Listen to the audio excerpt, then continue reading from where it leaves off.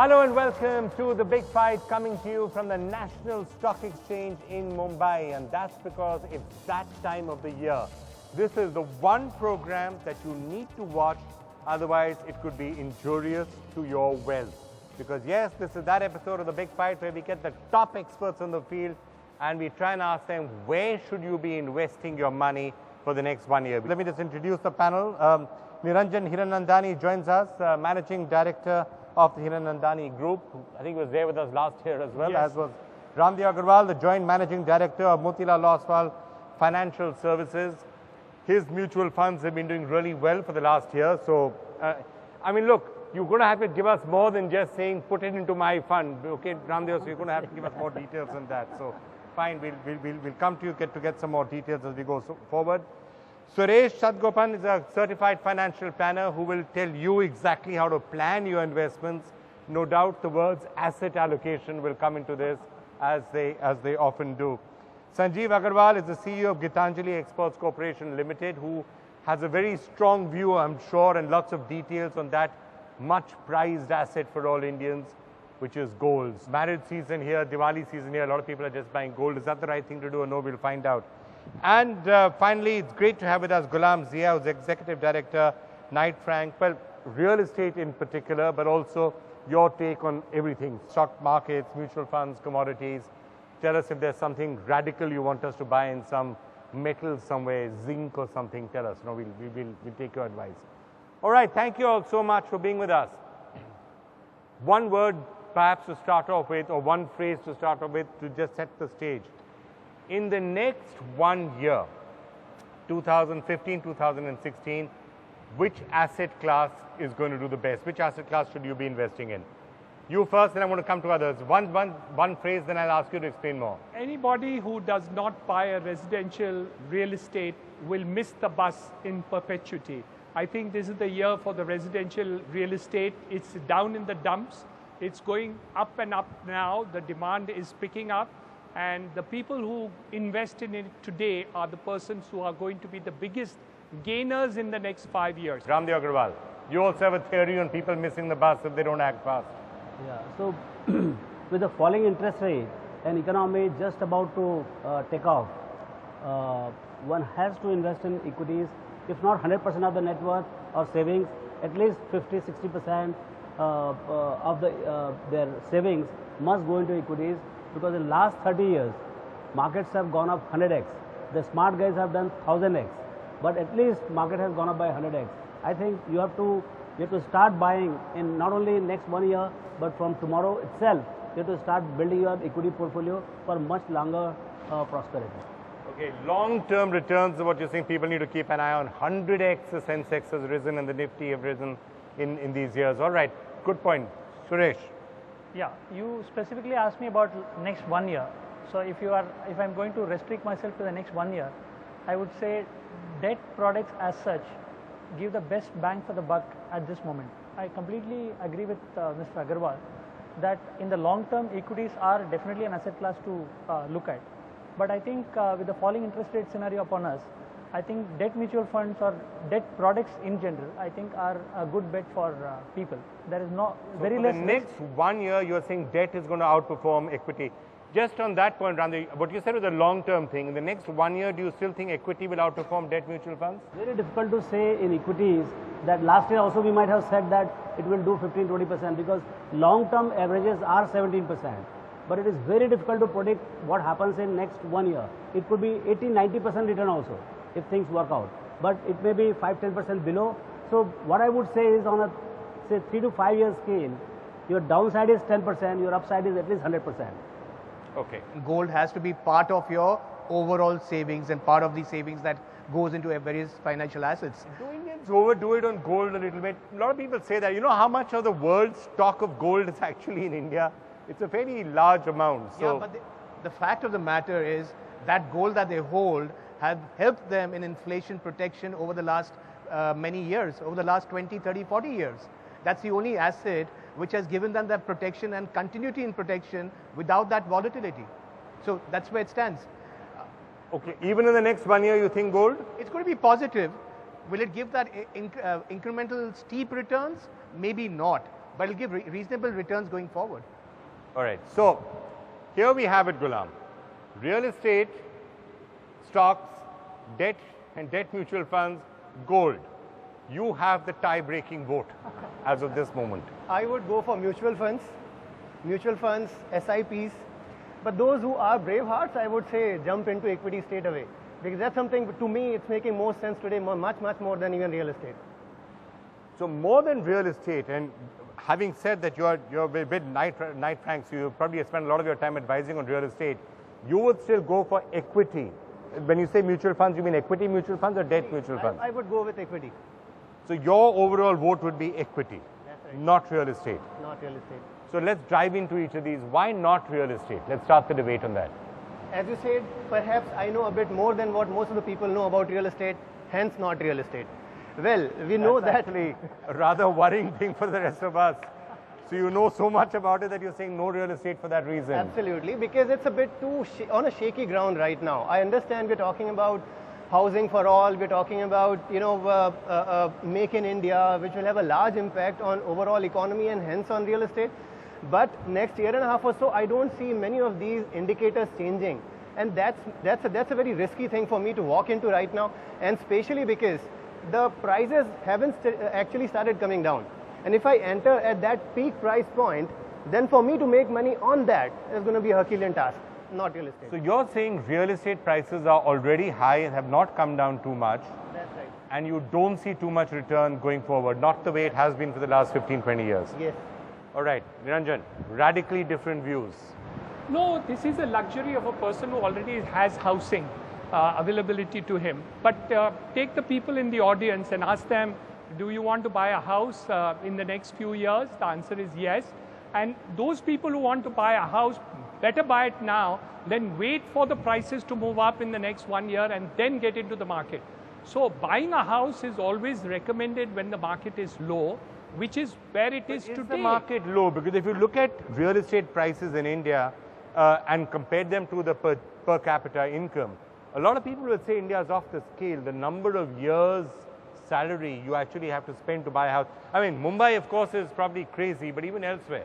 I've heard this for 25, 30 years. You're right. What This I do theory business. has been there for 25 years and prices have kept going up. It's okay to talk about it. If today you're looking at a 1 year scenario, everything looks hunky-dory.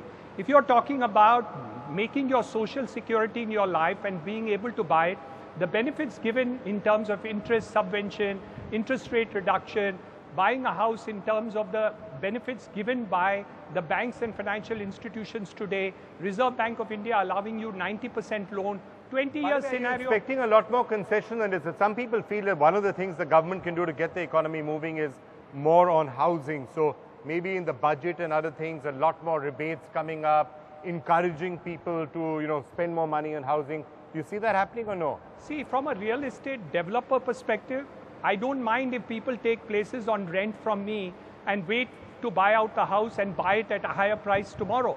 So that's okay from my developer perspective. But from a person who wants to be and buy a house for himself, please go out and buy it. Okay. Don't wait for tomorrow. Ghulam, Tomorrow if you is don't too have late. a house, should you be trying to buy one right now? Not really, because that 2 to 2.5% of rental yield that I get today, I would rather very comfortably stay in a rented apartment. I agree that it's ultimately a demand-supply situation, but not buy definitely. I would rather rent it. Yeah, actually, let me come to that, and I'm going to come to all of you. The fact is, let me just... That's a luxury statement of a person who already owns a house. But No, you when said your that persons before, don't own a house, please, for God's sake, buy it today. No, hang on. Let me try and mediate this particular fight. His theory, and I'd like to see an economic rationale to this theory, is if you're right now, the rent that you can buy a house, let's say for 1 lakh rupees, or Mumbai, what am I saying? 1 crore rupees, you probably, the interest the rent that you are paying is 1% or 2% return. You're better off putting that money into a bank and getting the interest, or putting it into equity, or putting it into a debt mutual fund. A tax-free bond, by the way, will give you 7% tax-free. With the return you get on that, pay your rent, you're still 4-5% up.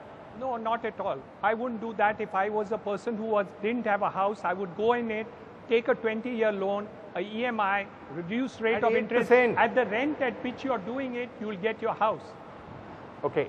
Economic, Ramdev, let's just get all of you in on the real estate question. What makes more sense? Rent, he says, buy, he says. Yeah, particularly in Mumbai context, where things are 50,000, a lakh rupees per square foot kind of situation.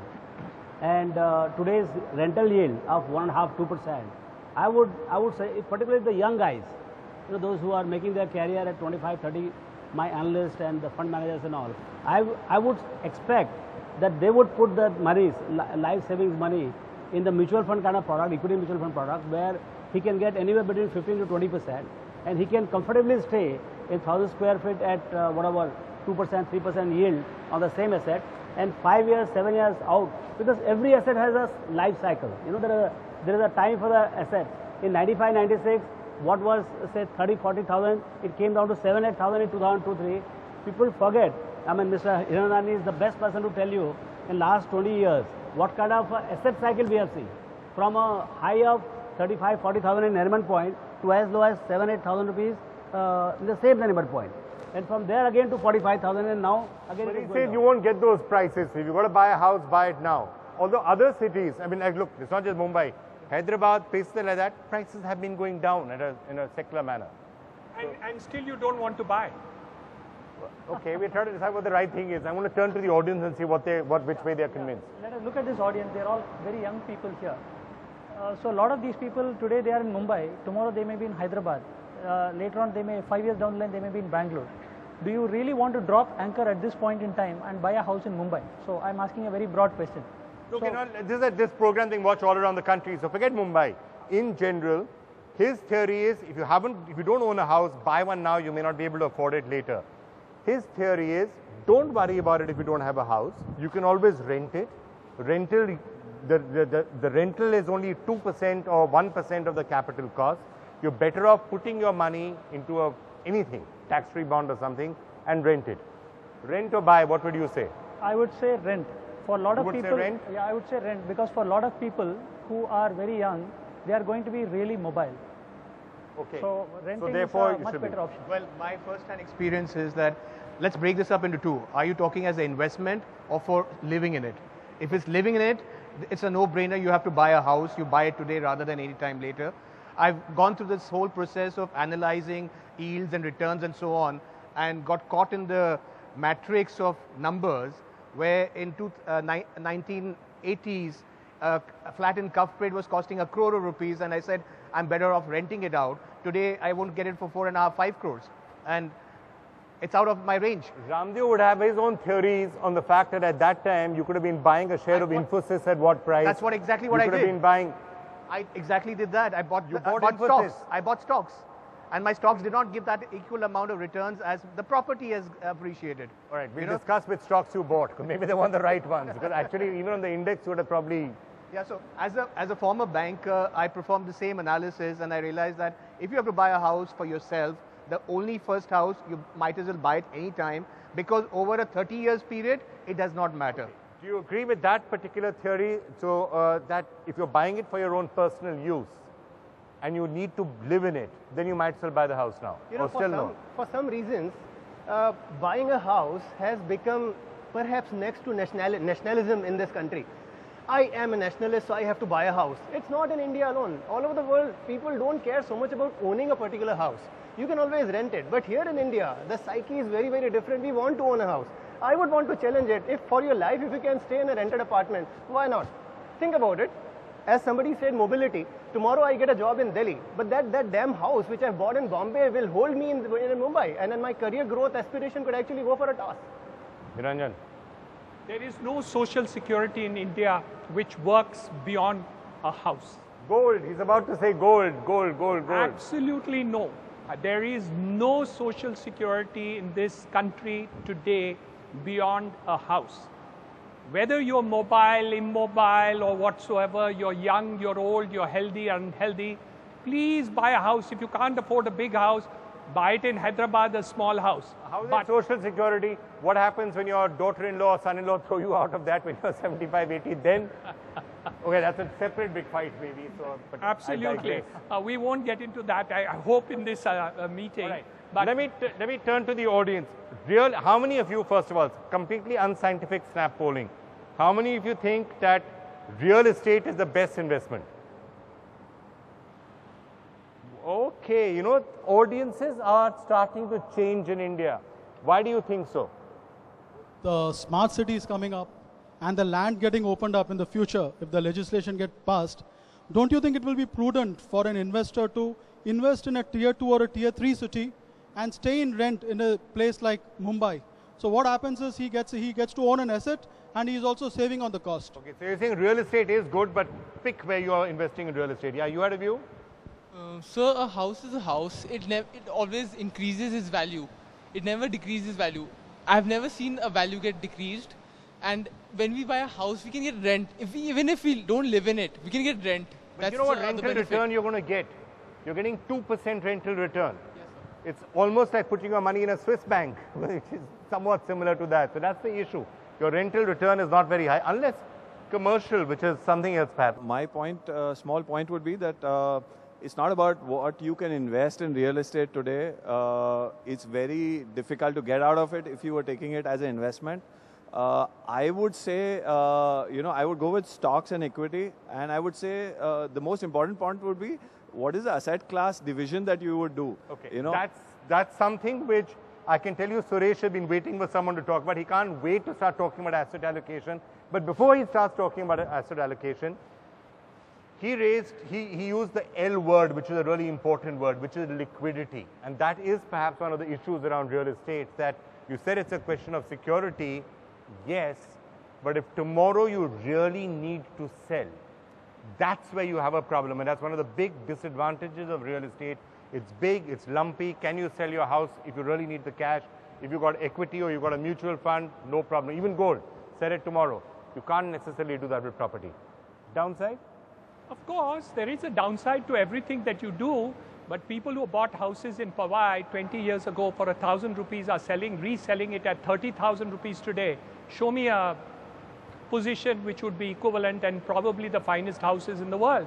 So I don't agree with you at all when you say that don't buy a house. I'm devil's advocate. I'm not telling you what to buy one way or the other. It's your job to argue. It's my job to instigate you on. I am not here correctly to advise people in this country to say don't look at. Yes, I agree with the point that you may not invest it in Mumbai if you don't have that portfolio.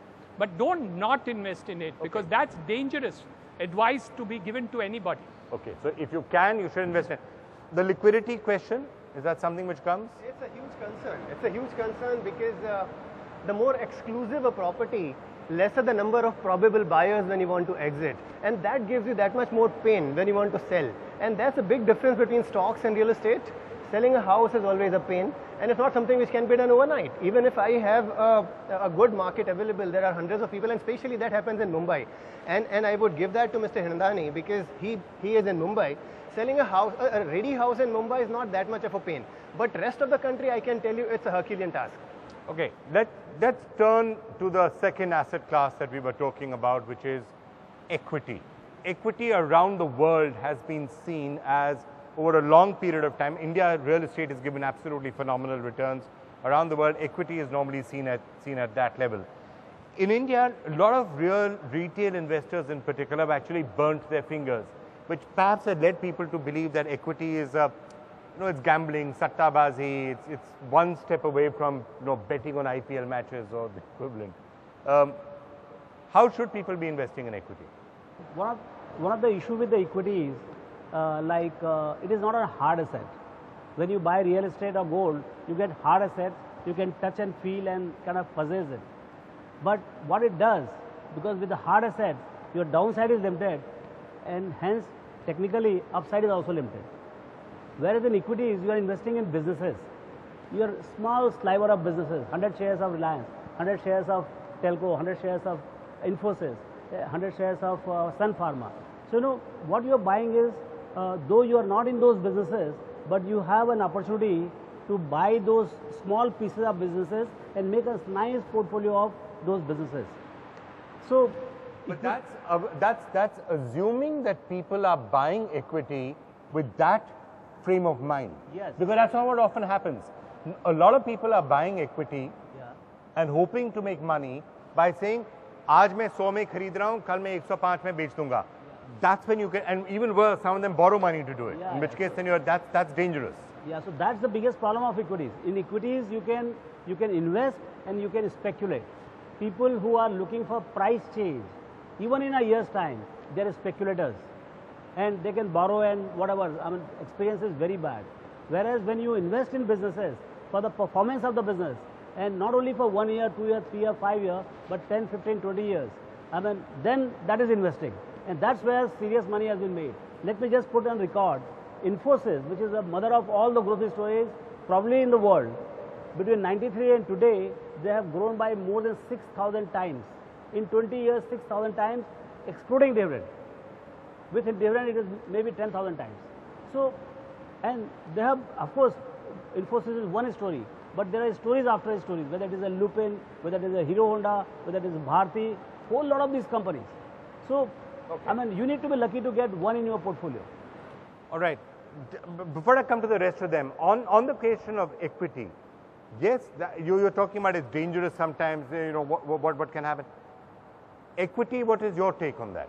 I think it's a very good thing to maintain some liquidity in the thing, but after you have bought your house, because if you don't really, and second, you can afford to take debt, long-term debt on a house where you have the interest deduction, you have an income tax deduction, and it's possible for you to get all those benefits for purpose of getting a house. God forbid, I would certainly not leverage on investment in equity. So that is dangerous. That's a dangerous thing to do. So I wouldn't mind betting a couple of crores of rupees and buying a house and taking debt on it on a 20-year scenario. But catch me taking a huge debt on equity. Equity you should never leverage. Never leverage equity. Never leverage equity. Because equity itself is a risk asset class. You know, and it has its own power.